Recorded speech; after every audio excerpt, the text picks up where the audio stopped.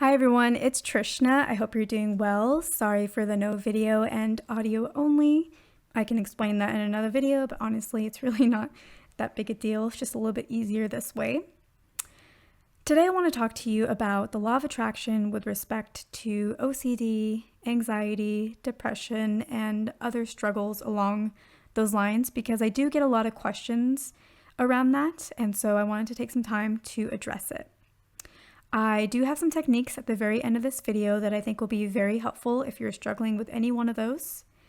And I think it's really important that you watch the video all the way to the end so that you can hear those techniques and you can put them to practice in your own life.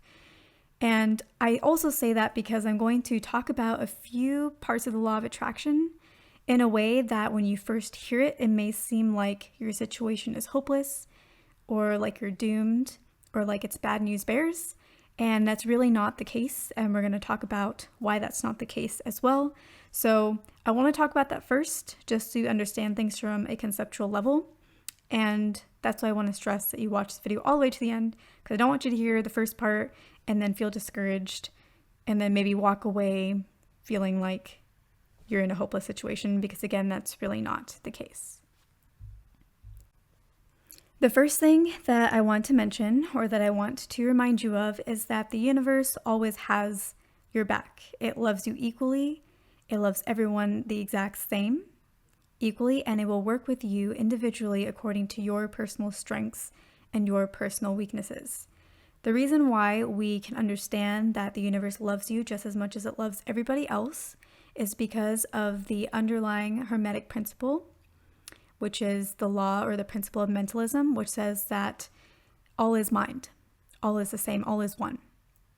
So the universe is not going to favor you less or put you at a disadvantage, because in doing that, it's only putting itself at a disadvantage. So the universe loves everybody equally and will work with everybody with regards to their own personal strengths and weaknesses. The other thing to note is that the law of attraction is all about how our thoughts create reality. And I did have somebody tell me that it's not thoughts that create reality, it's beliefs that create reality. But the thing is it's really one and the same, because where do our beliefs come from? Our beliefs come from thoughts that we've heard from other people or thoughts that we have of our own that we think so often that it starts to become a belief that we now hold. So regardless of the source, a belief is a thought that we continuously think until we start to believe it. That's why affirmations is a really powerful tool for a lot of people, because you're thinking a thought that you do want often enough until it becomes a belief. And then once it becomes a belief, whatever it is that you're trying to manifest with your affirmation starts to become your reality.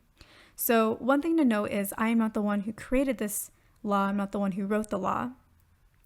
I'm just someone who teaches the law and understands the law and has studied the law. So it's just one thing that I want to mention. If I could change the rule to where negative thoughts don't manifest, I certainly would. Well, maybe I would.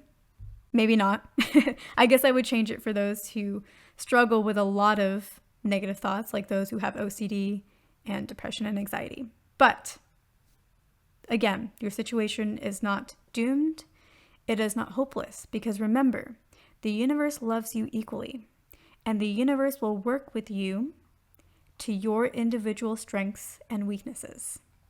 What this means for you, if you have OCD, if you have depression, if you have anxiety, or anything along those lines, is that your negative thoughts are weaker than my negative thoughts. So your negative thoughts will likely not manifest as quickly or as powerfully as my negative thoughts. Because again, the universe wouldn't put you at a disadvantage and not give you an advantage as well.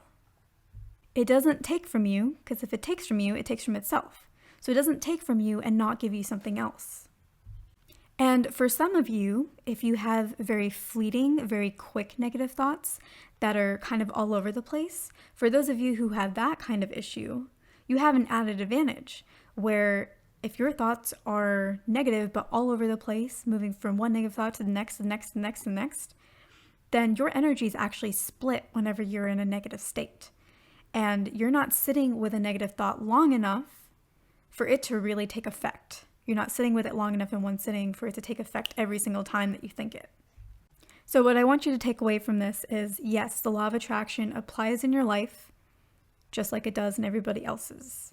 But 2, the universe is not going to leave you hanging. It's going to give you advantages to bolster up the disadvantages that you feel that you have. The third thing that I want you to take away is the law of attraction is all about setting your own rules. What kind of life do you want to live? What kind of reality do you want to create? All of that's created by the thoughts you think, the beliefs you have, which again we talked about are very tightly linked, and the rules that you set for your reality. If you set the rule that, hey, I may have more negative thoughts, but guess what? My negative thoughts are significantly weaker than everybody else's negative thoughts. My negative thoughts don't manifest quickly. Then that is the rule that is going to be a real rule in your life. People who don't believe in the law of attraction and who believe that they can't manifest their desires, the universe reflects that right to them. That's a rule that they have chosen. That's a rule that they will experience. So always remember that you get to create your rules. And so if you have OCD or anxiety or depression or anything along those lines, that may be the most powerful aspect of law of attraction for you. If you are struggling to manifest out having anxiety or having depression or having OCD, if you're not winning that battle right now, then go ahead and change the rules of engagement while having OCD, while having depression, while having anxiety. Change it to where it doesn't influence you negatively as much anymore. So those are the 3 key mindsets that I want you to walk away with, which is number 1, yes, your thoughts do create your reality. Yes, your thoughts become beliefs that create your reality. But 2, the universe always has your back, and it would never give you some kind of disadvantage without giving you an advantage as well. And 3, you get to set the rules of how your reality works and how your negative thoughts impact you or don't impact you. So now let's get into the 3 techniques that I want to talk to you about that will really help you shift your beliefs out of the negative and into the positive. And I think that you will actually enjoy some of these exercises and you will see them as really enjoyable puzzles that you can put your mental activity to work in positive ways that are really going to benefit you. So the first one that I want you to think about is, what is the underlying reason for your persistent negative thoughts? And this is something that I mentioned to someone in the comments. I have a video on my channel called Don't Fear Your Negative Thoughts. And it's on that video that I get a lot of comments about how to deal with negative thoughts, what to do if you have OCD and depression. So if you haven't already seen that video, I highly recommend that you watch it. I think that you will find it really refreshing and it will help eliminate some fears that you may have around your negative thoughts manifesting. So anyway, somebody posted a comment there and I replied with some tips. And this tip that I'm about to share with you right now comes from that comment, but I wanted to create a video around it so that you're not having to dig through comments and dig through replies to get some of these gems. So the first one is, what is the underlying reason behind some of your intrusive, negative, scary thoughts? So I'm going to use the example from the comments. The person who commented to me said that they have a very scary, persistent negative thought about someone that they really love being on their deathbed. Now, that is a really scary thought. Like, I agree, I'm 100% there with you. But what is the underlying reason for those thoughts? This person is scared that their loved one is going to be on their deathbed. The underlying driver for those fears is that this person loves this other person. This person cares about this other person. This person wants this other person in their life. That's why they have fears of losing this person. This person feels protective of this person that they love. All of these drivers are very noble, very kind, very loving, really wonderful reasons. Like, there's so much love that this person has. And that's where the fears are coming from. It's coming from a basis of really loving and caring about another person. So the first thing that I want you to do, the first tip or technique, is really to find the underlying reason and to really honor that reason and see the good in it. The thing about the law of polarity, which is another Hermetic philosophy, is that there is good and bad in everything. There is one side of the spectrum and the other side of the spectrum in everything. You could look at a negative thought as purely negative, or you could look at it and see the underlying drivers and find that there's a lot of good in it. I think if you start looking at the intrusive thoughts that are coming into your life, and you start understanding and looking at what is the underlying driver, I think that it will really help you see the positive aspects of this, the positive aspects of yourself that are just being expressed in different ways. And I think it will help you gain some kind of peace and clarity and help you focus on the positive aspects of these negative thoughts instead of the negative aspects of these thoughts. And this is where I was saying that I think you're going to enjoy this exercise because it's going to be a puzzle. You're going to be looking at your thoughts from a different vantage point now and trying to figure out, okay, where is the good aspects of this? What does this really mean? And I think it's a really great way to use your mental activity in a way that's actually going to benefit you going forward and long term. The next technique that I want to talk to you about is being more feeling focused. So if you're dealing with OCD, if you're dealing with anxiety, if you're dealing with depression, there's a lot of thoughts that are happening in your mind and you're trying to wrangle those thoughts. I get a lot of questions of how do I stop my negative thoughts? It's how do I control my mind? That can be a very difficult thing, especially when you're first starting out. A lot of people, when they get into the law of attraction, they think, oh my God, I have to manage all of my thoughts. I have to just micromanage all of them all the time, and it can feel very overwhelming. And the thing that I just want to say about that is that managing your thoughts is a habit. It's a habit like any other habit. It takes a little bit of practice, and as you get practiced, it becomes significantly easier. But if you're dealing with OCD or if you're dealing with anxiety and you're really struggling with this, then I want you to be more feeling focused. 10 years ago, I was in a very toxic work situation. And I don't want to get into the details of it, but it was so toxic that a few years later, I was actually invited to participate in a lawsuit against this company. There was a lot of discrimination that was going on in the company. And so like when I say I was invited to participate in a lawsuit for this, like I'm telling you, it is bad. And the situation it bleeds into your life. How many hours you spend at work? At least 8 hours a day, 5 days a week, at the very least. And to be in that constant toxic environment, of course, it would start bleeding into my life. And I definitely had so many mornings, most of my mornings where I really didn't want to get out of bed. I didn't want to go to work. And it was just such a struggle. And then, of course, it starts bleeding into other areas of your life and it starts taking over your mentality. And around that time, I was really starting to study the law of attraction in depth. And what I started to do was instead of trying to wrangle my thoughts, I focused on feeling good, finding moments where I could feel good. At work, I would step away for lunch and I would just appreciate that I had this moment of space by myself for my lunch. And that just felt good.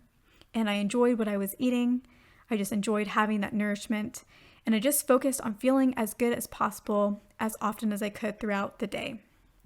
So find moments, and this doesn't have to be 24/7, but just find moments throughout your day whenever you have a little open window, just a minute here and there, just to try to feel a little bit better, just to try to sit in that moment. And let's say you're having a nice bowl of soup, just enjoy that nice bowl of soup and say, hey, it feels really good to be able to sit here with this soup. It feels really good that the soup is so warm that it warms my body, and just feel how nice it feels to be warm.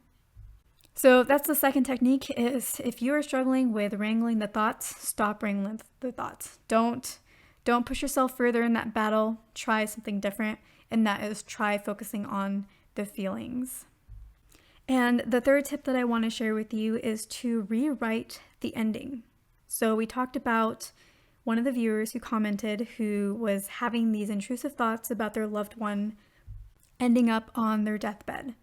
So that is a very powerful thought, and it's intrusive, and it's hard to stop thinking about, and it's hard to change. So don't try to change it. Just give up on that fight. Let it go. And instead, what you do is you write the next scene, or you write the next part of the story. So if, let's say, you are this person and you are imagining your loved one on their deathbed, Imagine going to the hospital and seeing them on their deathbed.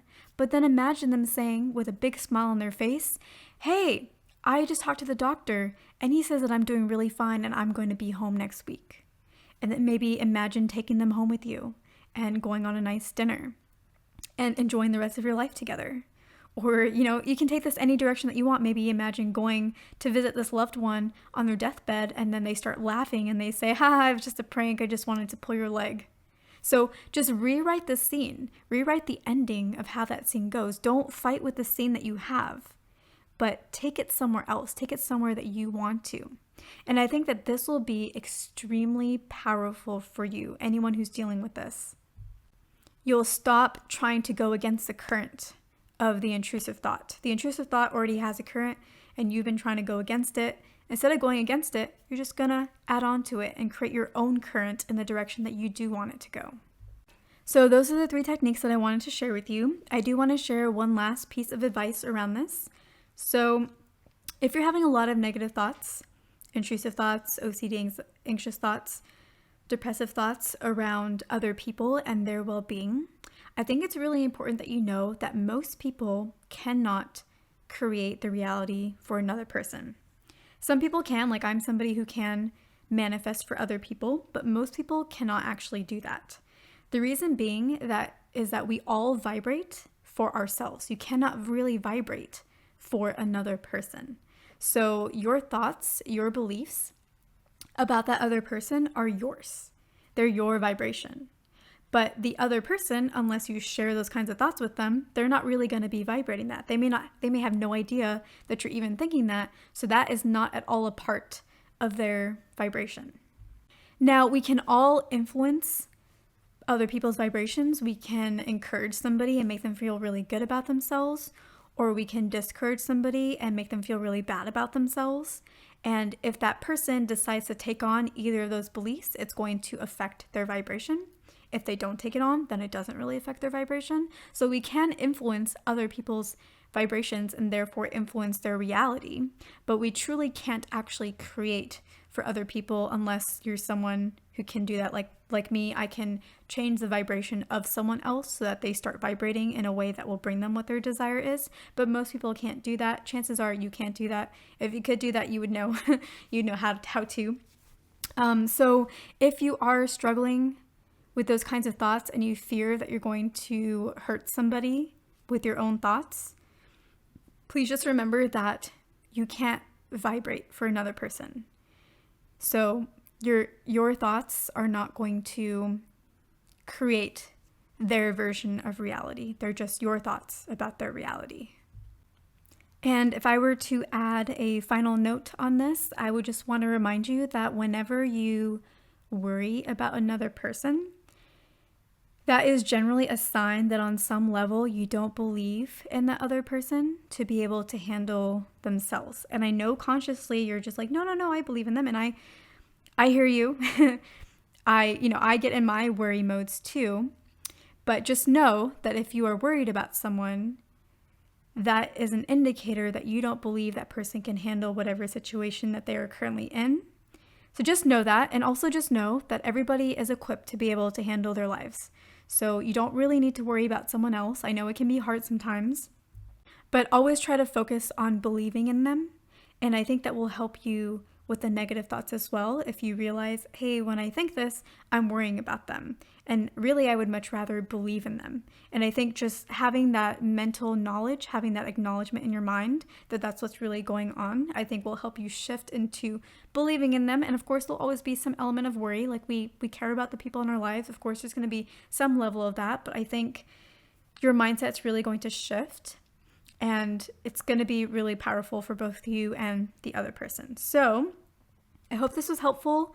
I will link the video that I mentioned in this video below, the one about why you shouldn't fear your negative thoughts, because I think it's really powerful and a lot of people seem to really like that video. So I'll link that below in the description box as well.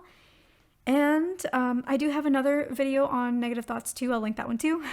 I think it's somewhere in the title. It's about not fearing negative thoughts and using the law of duality. So I'll link both of those below, and thank you so much for watching. Let me know if you have any questions. Let me know if this was helpful. And yeah, thank you so much, and I will see you in my next video/audio.